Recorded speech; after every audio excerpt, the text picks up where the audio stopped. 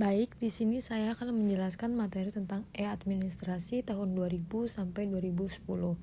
Direktorat Jenderal Pajak (DJP) melakukan modernisasi administrasi untuk meningkatkan kinerja pelayanan dan mengurangi praktik birokrasi manual yang melawan efisiensi maupun kecurangan.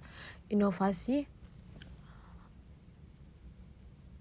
ini diwujudkan dengan lahirnya sistem e-administration yang meliputi 1. E-registration, itu pendaftaran NPWP secara daring. 2. E-filing, pelaporan surat pemberitahuan SPT tahunan atau masa melalui internet. 3. E-SPT, aplikasi elektronik untuk menyusun SPT agar lebih akurat. 4. E-billing, sistem pembayaran pajak non-tunai yang lebih cepat dan transparan. Kebijakan ini bukan sekedar digitalisasi teknis, tapi juga strategi untuk 1. Meningkatkan kepatuhan formal. Lebih banyak orang lapor pajak tepat waktu. 2. Mengurangi biaya kepatuhan. Itu wajib pajak tidak perlu buang waktu di kantor pajak. 3. Meningkatkan transparansi. Itu meminimalisir tatap muka yang berpotensi pungli. Di sini saya akan menjelaskan contoh kasus e-administrasi tahun 2000 sampai 2010. Sejak 2005, seorang pegawai yang baru bekerja tidak perlu lagi antri berjam-jam di KPP, yaitu kantor pelayan pajak, hanya untuk mengurus NPWP. Ia cukup mendaftar lewat situs DJP online dan nomor NPWP bisa didapatkan secara elektronik. Demikianlah juga perusahaan besar mulai menggunakan e-filing untuk pelaporan PPh 21 karyawan dalam jumlah besar, sehingga resiko salah hitung bisa diminimalisir. Baik, selanjutnya Tax Amnesty tahun 2016 sampai 2017. Program Tax Amnesty adalah kebijakan besar yang diluncurkan pemerintah Indonesia pada Juli 2016 sampai Maret 2017. Program ini memberikan kesempatan kepada wajib pajak yang belum melaporkan hartanya untuk mengungkapkannya dengan membayar uang tebusan redemption fee, yaitu jauh lebih rendah dibanding tarif sanksi normal. Imbalannya, wajib pajak dibebaskan dari sanksi administrasi maupun pidana pajak. Tujuan utamanya yaitu 1.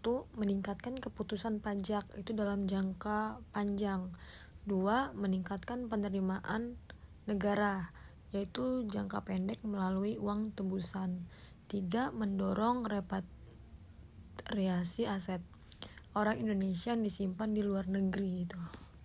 Baik, di sini saya akan menjelaskan contoh kasus tax amnesty tahun 2016 sampai 2017.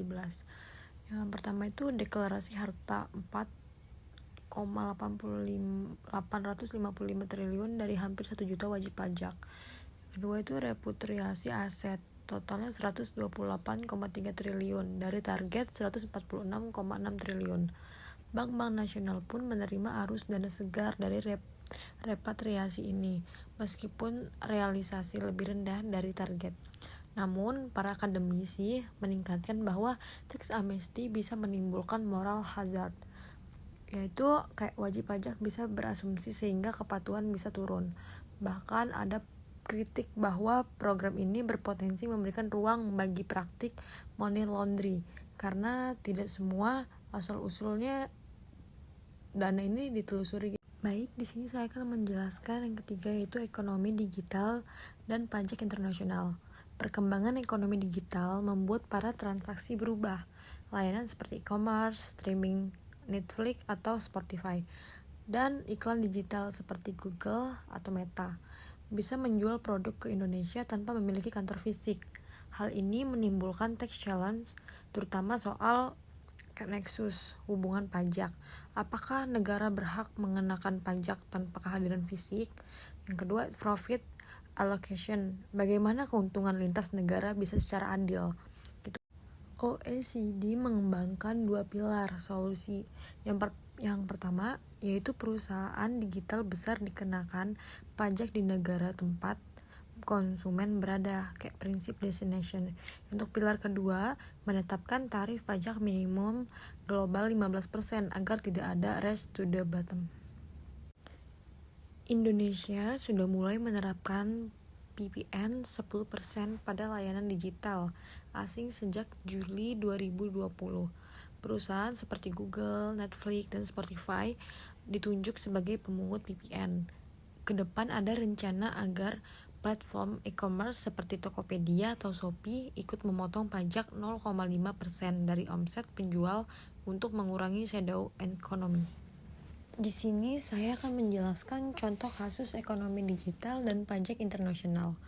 Pada tahun 2020, Netflix yang sebelumnya itu tidak pernah bayar pajak di Indonesia, akhirnya menjadi pemungut PPN. Sejak saat itu, pelanggan yang berlangganan 149 per bulan otomatis membayar 14.900 sebagai PPN, yang kemudian disetorkan ke negara.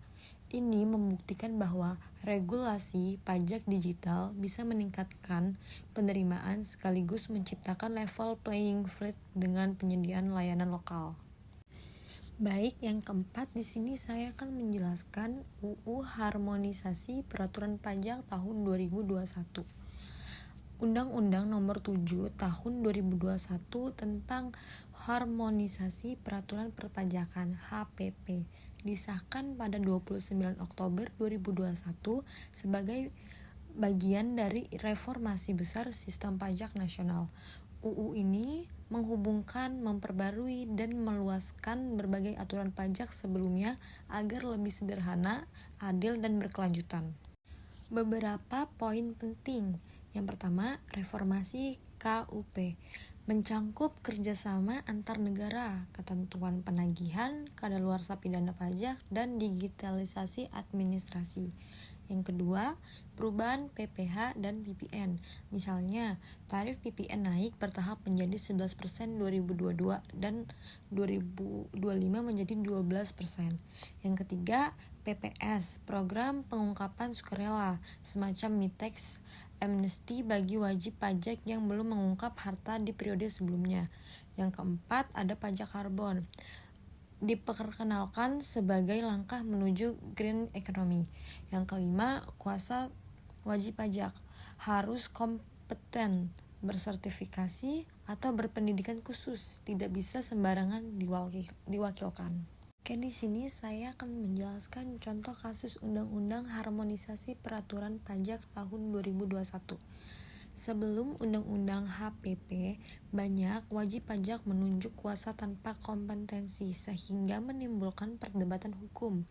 Setelah undang-undang ini berlaku, hanya konsultan pajak bersertifikat atau pihak tertentu yang memenuhi syarat yang bisa bertindak sebagai kuasa WP.